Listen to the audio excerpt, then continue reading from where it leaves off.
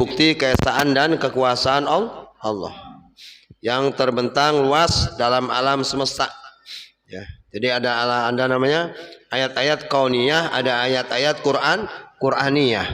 Ya, kalau ayat-ayat Qur'aniyah yang kita sedang baca nih, ini termasuk min ayatillah, tanda-tanda kekuasaan Allah, tanda-tanda kebesaran Allah, tanda-tanda kebenaran Allah Subhanahu wa taala dengan ayat-ayat Qur'aniyahnya. Dan ayat-ayat kauniyah adalah jagat raya ini, ya, alam ini.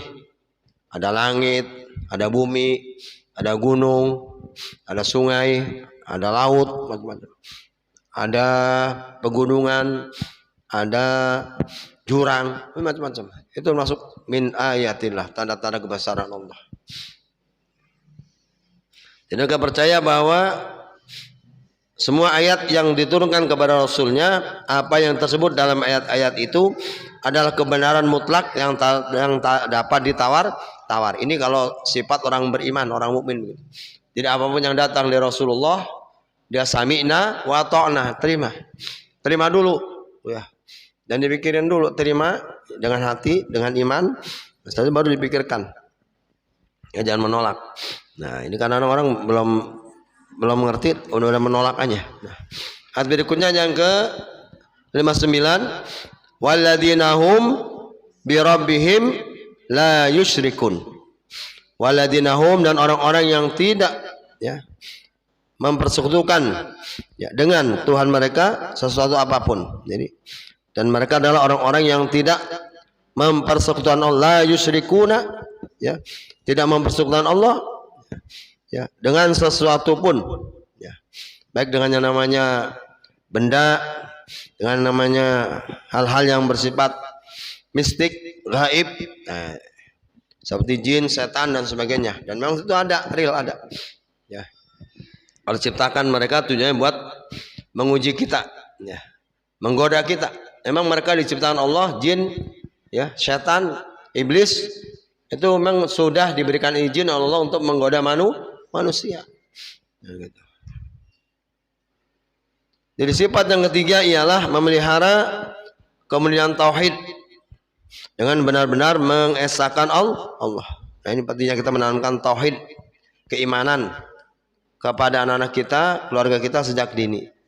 Jangan sampai mereka melakukan kemusyrikan kepada Allah Subhanahu wa taala. Karena besar, berat dosa melakukan kemusyrikan kepada Allah Subhanahu wa taala. Orang yang beriman tidak akan mau menyembah berhala-berhala atau minta tolong kepadanya. Walaupun sekarang ini memang orang sekarang ini kalau kita nyari orang nyembah patung, nyembah berhala agak susah. Ya, jadi kemusyrikan modern itu kadang kemasannya beda.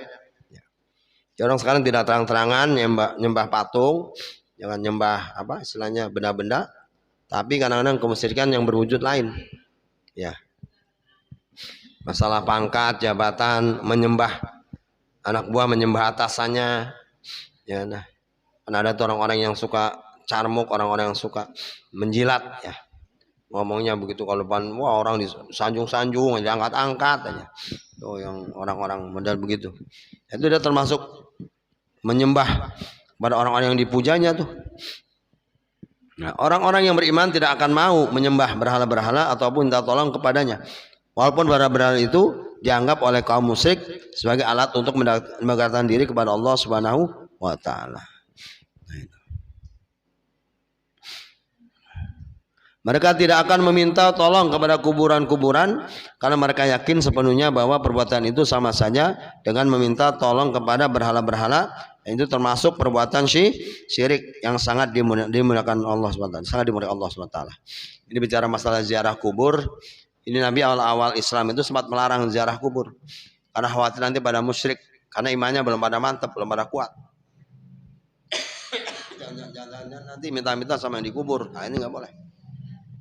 Hatta yang di kuburan Nabi juga kita nggak boleh minta amal dikubur. Mintanya sama Allah. Karena ke kuburan itu hanya mendoakan orang-orang baik, mendoakan orang-orang soleh. Mudah-mudahan doa mereka, doa kita akan sampai kepada mereka, dan mereka akan mendoakan kita juga begitu. Jadi bukannya minta-minta.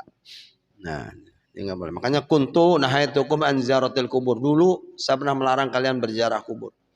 Memang pada kondisi umat Islam ini imannya belum kuat, Ya, sebaiknya jangan. Khawatir nanti minta-minta sama kuburan. Memang kalau kondisinya sudah kuat, fazuruha, silahkan kalian berziarah. Fa innaha tuzakirul akhirah. Dengan ziarah itu mengingatkan kamu pada akhirat, pada kubur. Jadi disunahkan. Awalnya dilarang, tapi hanya disunahkan, dianjurkan. Supaya apa? Kita ingat mati. Kalau kita ziarah kubur tuh, kalau nggak sempat tiap Jumat sekali, ya minimal sebulan sekali. Nggak sempat sebulan sekali, minimal 3 bulan sekali. Ya minimal setahun sekali, nggak sempat minimal seumur hidup sekali lah. Kalau emang rumah kuburan orang tua kita ini jauh susah. Kalau yang kita kuburannya deket sih, apalagi samping rumah. Ya, kalau perlu tiap hari gitu. Nah, kalau kuburannya misalnya adanya di Aceh sono, adanya di Kalimantan, adanya di Jawa yang butuh ongkos banyak. Nah, kita cukup mendoakan saja dari tempat kita masing-masing. Nah, kalau ada rezeki, ada waktu, ada kesempatan, bagusnya memang bisa ziarah ke makam orang-orang ini.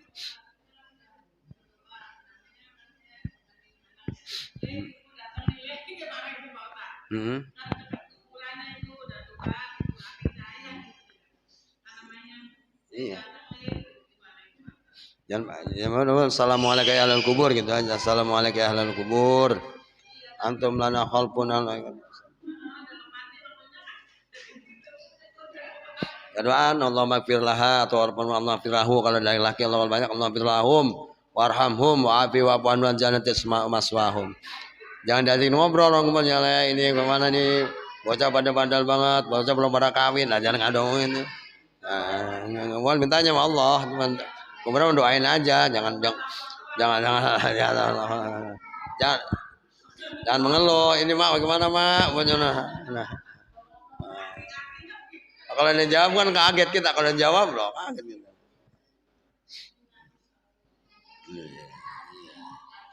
Doakan aja insyaallah.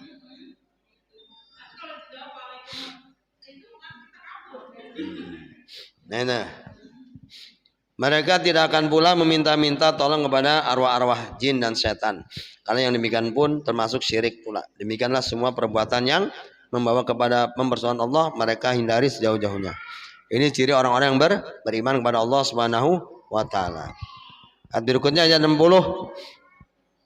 Walladina yu'tuna ma atau wa qulubuhum wajilatun annahum ila rabbihim rajiun.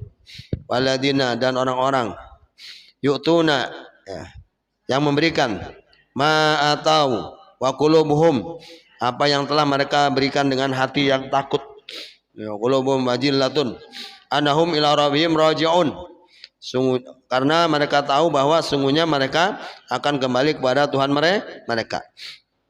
Sifat yang keempat sebagai seorang mukmin ialah takut kepada Allah. Kalau kita takut kepada Allah, jangan menjauh Allah, justru semakin mendekatkan diri kepada Allah Subhanahu wa taala. Beda dengan kita takut sama manusia, kalau sama manusia pasti kita menghindari, menjauh. Nah, kalau takut kepada Allah, kita semakin mendekat kepada Allah Subhanahu wa taala.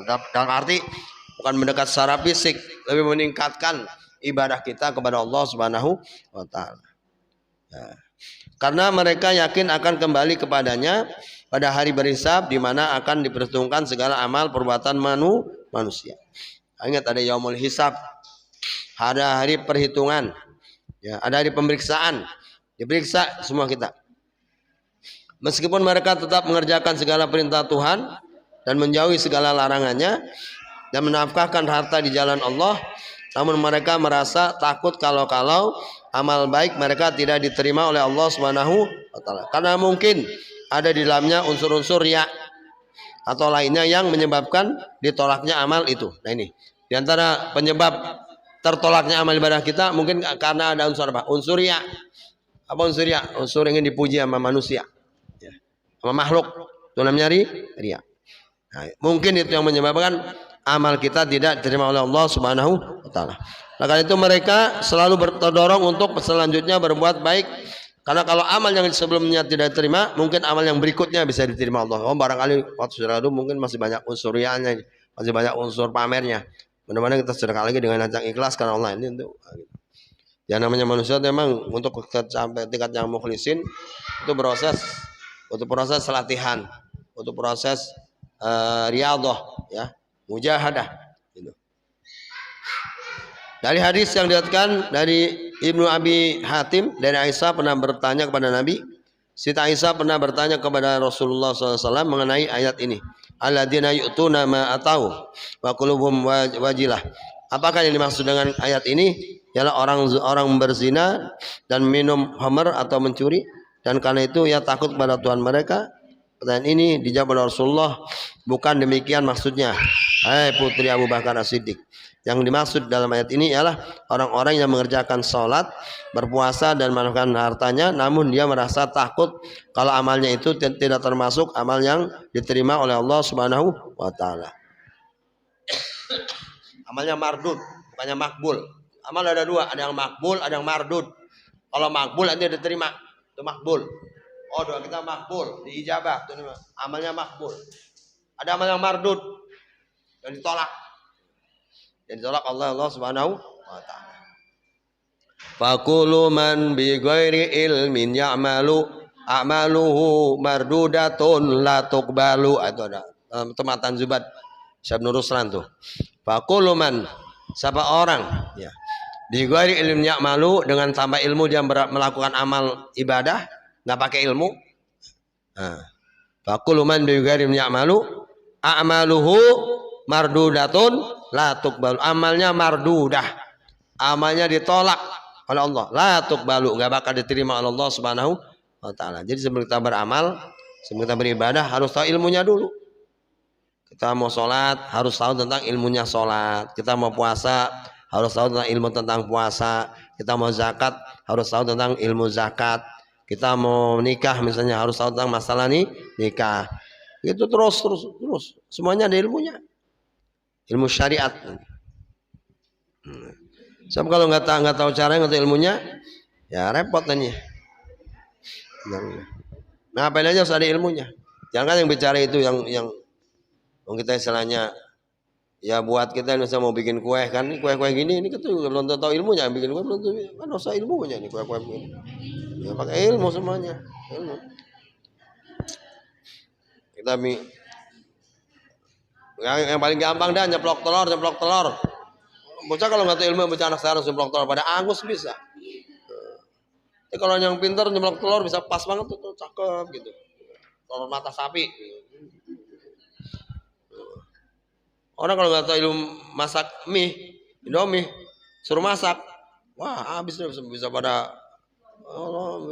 Tapi kalau yang tahu ilmunya pas tuh, kekerasan enggak, terlalu empuk juga enggak. Tuh, coba kalau enggak belum matang udah masih keriting. Iya. Harus tahu ilmunya.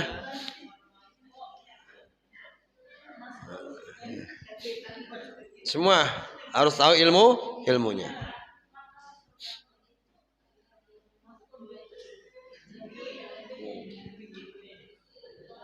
Boleh. Sedekah itu boleh secara sirron walaniyah. Sirron tadi emang secara rahasia dan alinah, boleh diumumkan sedekah. Yang penting buat yang bersedekah, mau diumumin kan, mau enggak kek, mau dicatat mau enggak, yang penting kita enggak ada unsur-unsur ya.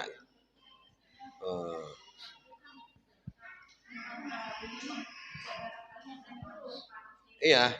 Jadi motivasinya untuk mengajak orang, bukan pamer. Jadi motivasinya untuk berdakwah kepada orang supaya orang-orang bisa tertarik nanti mengikuti kita misalnya.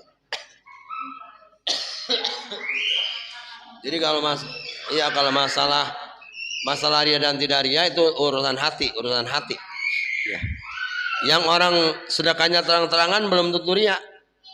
Yang sembunyi juga belum tentu ikhlas. Tergantung hatinya masing.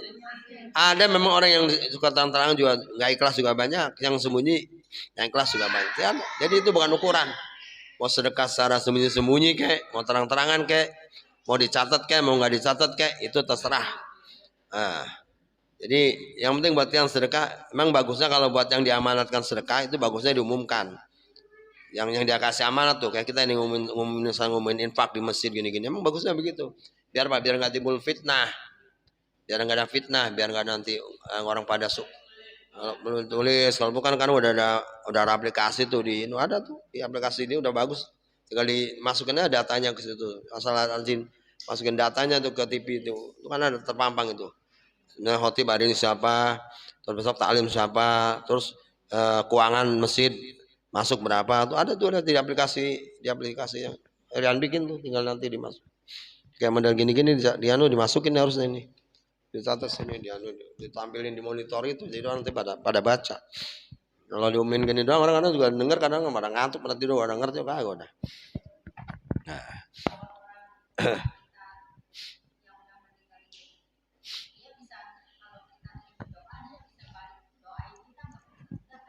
Bisa doa. Kan ruhnya tetap hidup. Orang kan mau meninggal, menjasa doa hancurkan, ruhnya tetap hidup. Dia bisa doa. Iya. Termasuk pada kenapa orang-orang kita ngajarkan kalau tiap malam Jumat tuh pada kumpul, pada baca Yasin. Itu karena ruh itu tiap malam Jumat tuh datang ke rumah ruhnya. Dia nggak sedihnya kalau ruh datang ke rumahnya dilihat penghuninya tuh lagi pada nggak ibadah, lagi pada maksiat. Itu sedih juga, sedih. Sebenarnya kalau misalnya kita ini lagi pada ibadah, ruh tuh seneng dia menyenang gitu. Iya. Ya sama.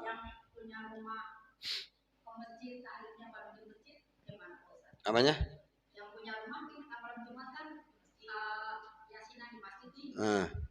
Berarti rumah kan kosong. Yang orang tua yang awal pulang itu bagaimana kalau yang punya rumah? Ya kan tahu dia di masjid, tidak tahu. Nah, ya.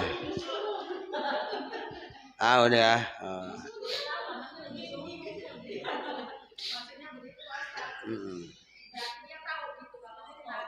Tahu roh orang-orang beriman tuh semuanya hidup, roh itu dia tahu. Hanya lagi ngapain? Iya. Emang bagusnya di masjid ngadain, di rumah ngadain tuh lebih bagus. Tapi doa yang kita panjatkan insya Allah sampai connect. Pokoknya kalau masih satu iman tuh masih connect, masih ada linknya, masih ada apa ya istilahnya, kalau HP itu masih ada sinyalnya, masih nyambung.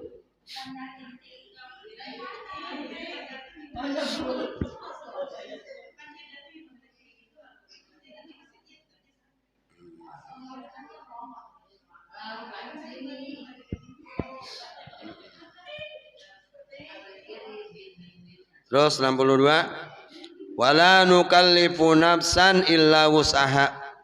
Kami tidak membebani seorang melalui menurut kesanggupannya.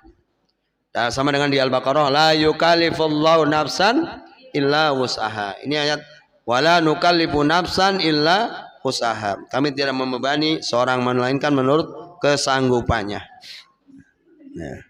Waladaina kitabu yantiku bil haq wa hum la yuzlamun. Dan pada sisi kami ada suatu kitab yang membicarakan kebenaran dan mereka tidak dizalimi. Dengan ayat ini Allah menjelaskan bahwa sudah menjadi sunnah dan ketetapannya ada sudah menjadi sunatullah. Dia tidak akan membebani seorang dengan suatu kewajiban atau perintah kecuali perintah itu dianggap sanggup untuk dilaksanakan dan dalam batas-batas kemampuannya sebagai manusia. Ini urusan ibadah.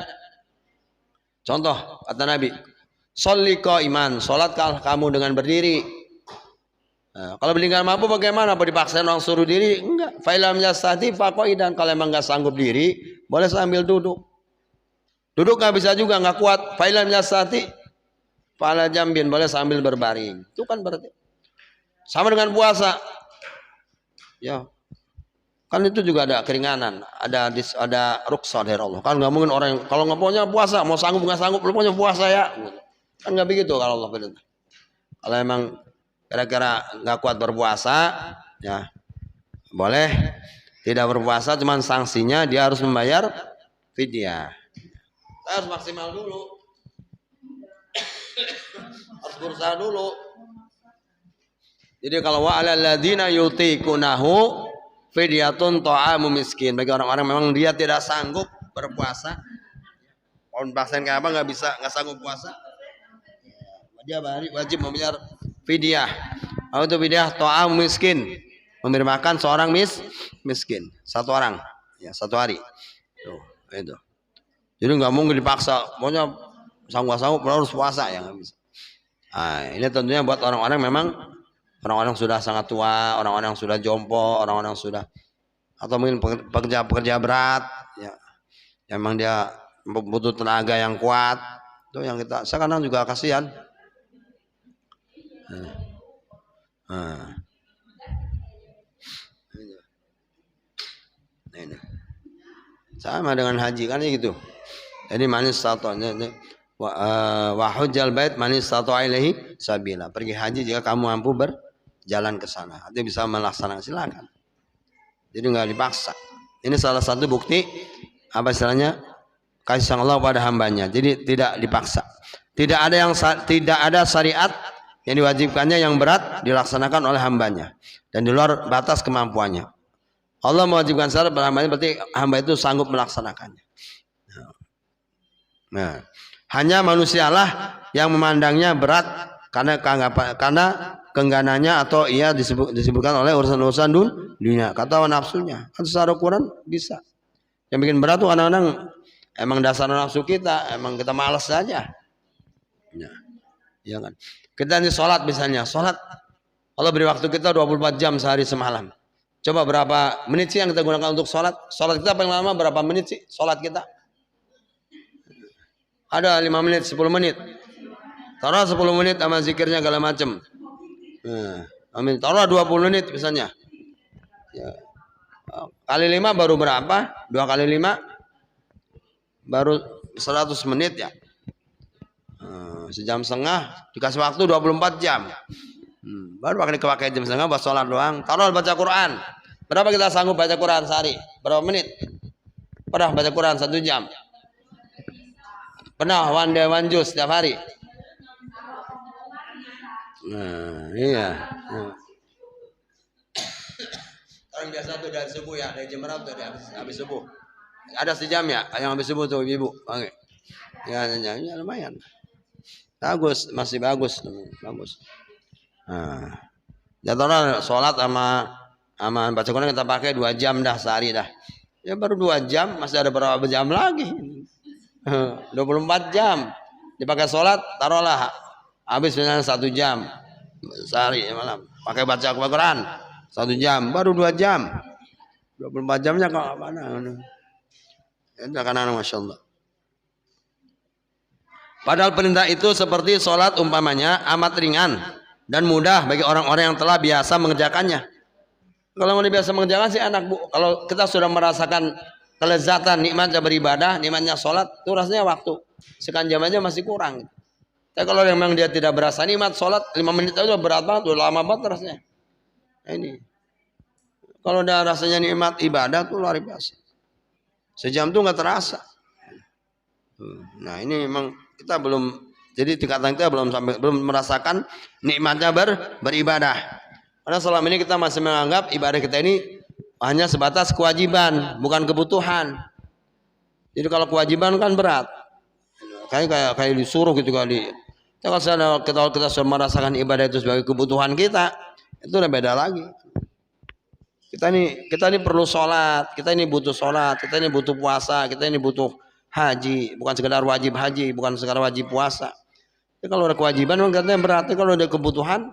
Coba kalau ibu lagi butuh sesuatu, biar jauh juga dikejar terus kemana? Ya kan, lagi seneng sama kudungan warna kuning misalnya, di mana adanya?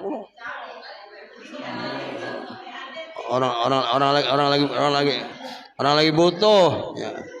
Kan itu kebutuhan. Ya.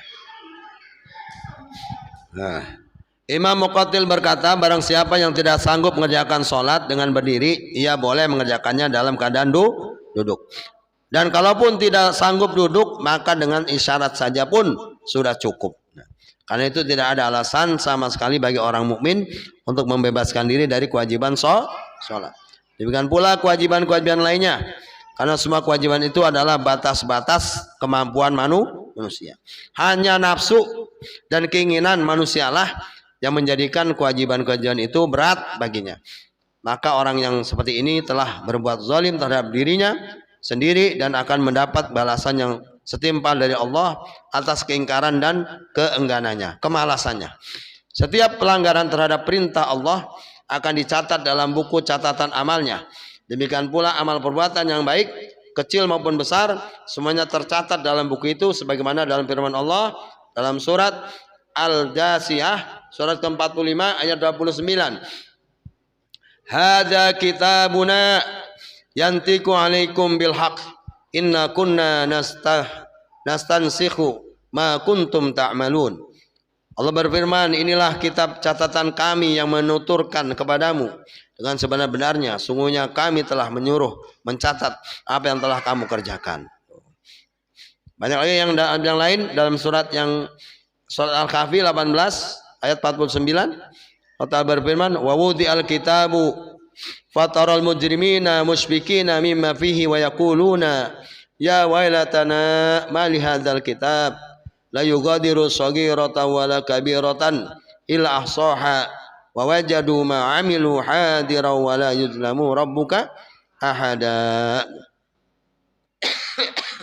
Dan diletakkan kitab catatan amal, lalu engkau akan melihat orang yang berdosa merasa ketakutan terhadap apa yang tertulis di dalamnya. Dan begitu orang kalau ada merasa berdosa pasti takut ya. Dan mereka berkata, betapa celaka kami, kitab apakah ini? Tidak ada yang tertinggal, yang kecil dan yang besar, melainkan tercatat dengan rapi semuanya. Dan mereka didapati semua apa yang telah mereka kerjakan tertulis, dan Tuhanmu tidak menzalimi seorang pun juga. Artinya Allah tidak akan mungkin istilahnya mencatat dengan salah. Ya, jadi tepat. Ya. Nggak ada yang dizalimi, semuanya sesuai dengan fakta, kenyataan. Gitu.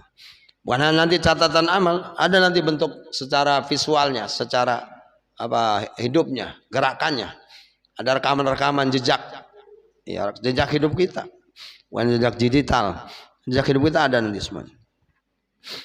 Mereka akan diberi balasan sesuai dengan perbuatan yang tertera dalam buku catatan itu, dan mereka tidak akan dirugikan sedikit pun. Ayat 63. 63 ya. Bal qulubuhum fi ghamaratin min hadza wa lahum a'malun min duni dzalika hum laha 'amilun. Bal qulubuhum, tetapi hati orang-orang kafir itu fi ghamarat, dalam kesesatan, min hadza wa lahum a'malun min duni dzalik, ya, dalam kesesatan dari memahami kenyataan ini, dan mereka banyak mengerjakan perbuatan-perbuatan buruk, ya. Hum laha 'amilun, dari itu yang mereka tetap mengerjakannya. Pada ayat ini Allah menerangkan bahwa hati kaum musyrikin telah berpaling dan lalai dari memperhatikan petunjuk-petunjuk yang ada di dalam Al-Quran. Kalau orang musyrik, orang kafir memang rata-rata umumnya mereka berpaling daripada petunjuk Al-Quran, nggak mau, lebih senang pakai petunjuk yang lain dibanding pakai Al-Quran, lebih baik pakai hukum lain dibanding hukum Al-Quran.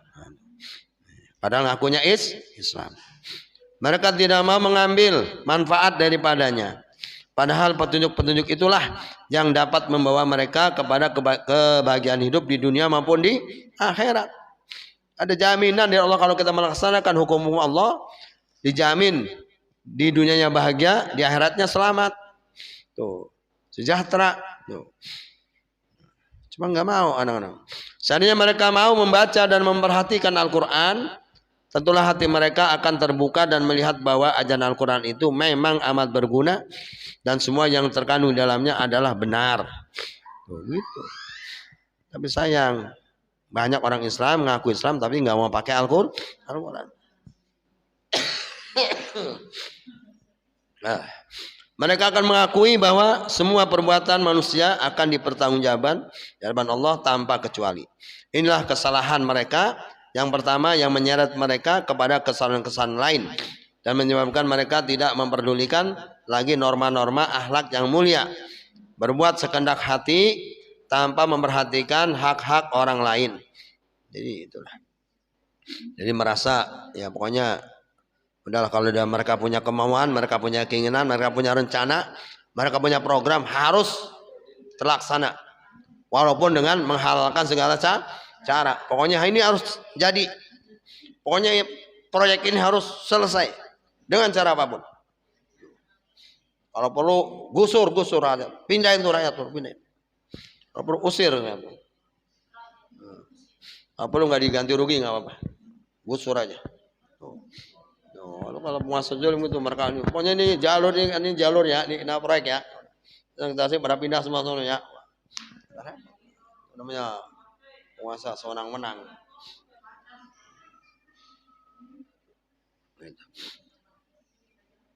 Apa saja yang mereka inginkan mereka rebut tuh, walaupun dengan merampas dan mengenai orang kaum lemah.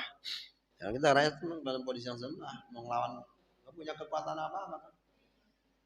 Mungkin ibu kalau pernah lihat di video atau di TV itu bagaimana terjadinya misalnya penggusuran, terjadi misalnya ini punah proyek, rakyat pada protes, rakyat pada ngamuk, ya tetap aja kalah karena mereka didampingi aparat. Ya, mereka ada polisi, ada TNI. Ya, masya Allah. Baik, masya Allah. Karena itu pula mereka akan tenggelam dalam kemusyrikan dan mata hati mereka telah buta, tidak ada lagi membedakan mana yang benar, mana yang salah, yang sesat. Telinga mereka telah tuli, tidak dapat lagi mendengar ajaran agama. Udah ingetin begini-gini, tetap aja mereka pura-pura buta, pura-pura budek, ya kan? Padahal rakyat udah teriak-teriak, ulama udah ingetin, habaib sudah ingetin, gini. Tapi kadang yang ingetin pada ditangkap-tangkepin, ya kan? Mereka menganggap apa yang mereka warisi dari nenek moyang mereka sajalah yang benar.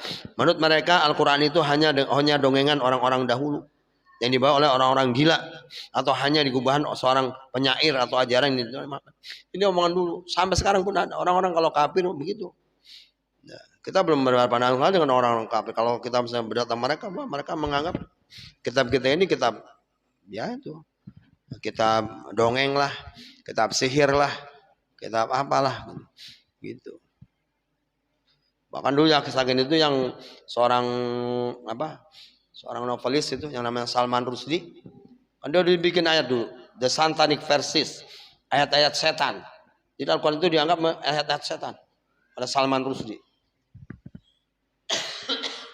Ada kan dia di ini ya, dari Iran membuat sayembara saya bisa menangkap Salman Rushdie hidup atau mati akan dikasih uang berapa US dollar gitu, berapa miliar. Tapi dia dilindungi oleh penguasa, nggak bisa ditangkap. Salman Rushdie. Karena udah ketahuan menghina Al-Quran. Sekarang banyak. Belum lama nih, ini kita juga lagi. Kemarin tuh Walid cerita, Gabriel Hadi itu Pekayon. Yang kemarin waktu di Polres, kan ada tuh orang yang maaf ya, itu kemaluannya itu ditempel-tempelin di surat Yasin bersurat Al-Quran. Ada gitu, di viral itu. Lagi diusut tuh kasusnya dia. Jadi mereka bahkan kemarin kalau kita banyak di media ada Al-Quran ditaruh di WC. Cuma di WC. Ada Al-Quran diinjak. Banyak tuh gambar-gambar yang viral itu. Jadi mereka tuh mau menginikan Al-Quran nggak bisa, jadi mereka hanya begitu. Jadi mau menandingin Al-Quran nggak bisa, jadi ada Al-Quran dituduh, wah macam. Ya kan dulu Al-Quran pernah kan jadi bungkusan itu kan, bungkusan mercon kan, mana? Anak Al-Quran tuh banyak.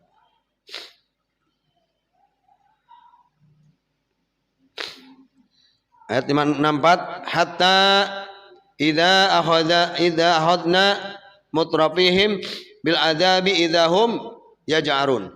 Hatta hingga idza akhadna apabila kami timpahkan adab mutrafihim kepada orang-orang yang hidup mewah bil adab dengan adab idahum yaj'arun.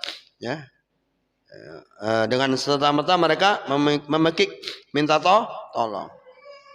Orang-orang begini udah gini nih kalau udah kena azab, kena musibah baru dah nyanyi orang miskin buat minta tolong. Nah, lagi senang malah lagi kaya boro-boro dia aja susah. Nah, nih. Nah, pada ayat ini Allah menerangkan bahwa kaum musyrikin dan semua orang yang ingkar dan durhaka akan siksa dengan siksaan yang pedih pada saat mereka telah dikepung oleh azab yang dahsyat dan mengerikan sebagai balasan atas keingkaran dan kedustaan mereka. Mereka berteriak-teriak minta tolong dan sangat menyesali nasib mereka yang buruk itu, terutama pemimpin-pemimpin dari orang-orang kaya, mereka yang pernah hidup di dunia dengan senang hati dan penuh kenikmatan, tetapi tidak ada yang dapat menolong mereka pada waktu itu karena semua urusan dan keputusan mereka berada di tangan Allah Subhanahu wa taala. Ini bicara tentang masalah pengadilan akhirat. Penyesalan mereka tiada berguna lagi karena ibarat pepatah, nasi sudah menjadi bubur. Nah, kesalahan dan kedurhakaan mereka tak dapat diampuni lagi. Nah, firman Allah, kam ahlakna min qablihim min qarnin fanadau wala tahina manas.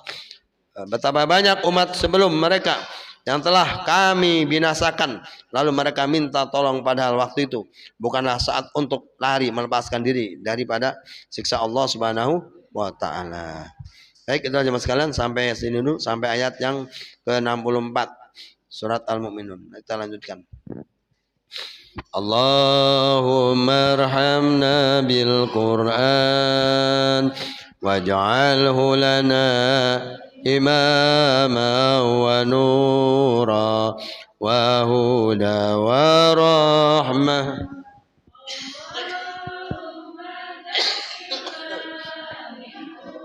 Nasina wa alimna minhuma jahilna warzuqna tilawatahu ana al-laili wa atrafan nahar waj'alhu lana hujjatan ya rabbal alamin walhamdulillahi rabbil alamin. Subhanakallahumma bihamdika asyhadu an la ilaha illa anta astaghfiruka wa atubu ilaik. Assalamualaikum warahmatullahi wabarakatuh.